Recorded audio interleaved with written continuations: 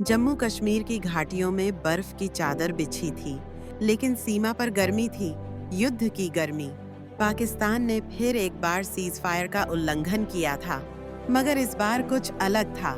भारत अब 2016 या 1999 वाला नहीं रहा था। ये नया भारत था, जो शांति चाहता है, लेकिन अपनी अस्मिता पर आंच नहीं सहता। दिल्ली में आपात बैठक हुई। प्रधानमंत्री ने कहा, हम युद्ध नहीं चाहते, लेकिन अगर कोई हमें युद्ध थोपेगा तो हम वो लड़ाई उसके घर में लड़ेंगे। रातों रात आर्मी, एयरफोर्स और नेवी तीनों तैयार हो गए। मिशन का नाम था सिंदूर पहला दिन।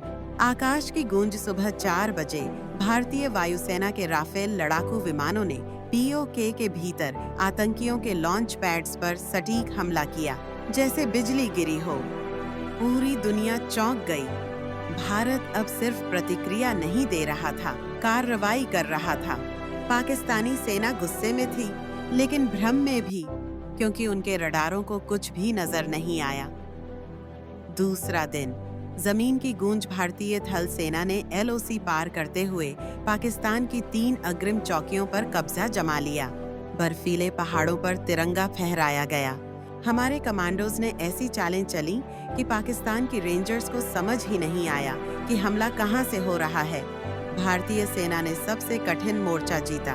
उनके शब्द थे, माँ के केस लाइस्टेगेस्टे तदिसे, हमारा खून देश के लिए बहता है और दुश्मन की नींदें उड़ाने के लिए भी काफी है। तीसरा दिन, समंदर का संकल्प। भारतीय नौसेना ने अरब सागर में रणनीतिक घेरा बनाया। पाकिस्तान की नेवी की सबसे अहम सप्लाई लाइन को ब्लॉक कर दिया गया। कराची पोर्ट पर खलबली मच गई। भारतीय पनडुब्बियां इतनी खामोशी से आईं कि पाकिस्तान को भनक तक नहीं लगी। समंदर में अब सिर्फ एक ही ध्वनि थी, हर हर महादेव। चौथा दिन, घुटनों पर पाकिस्तान। 4 दिन बीते और पाकिस्तान का प्रशासन बिखरने लगा। देश के भीतर जनता विरोध में उतर आई।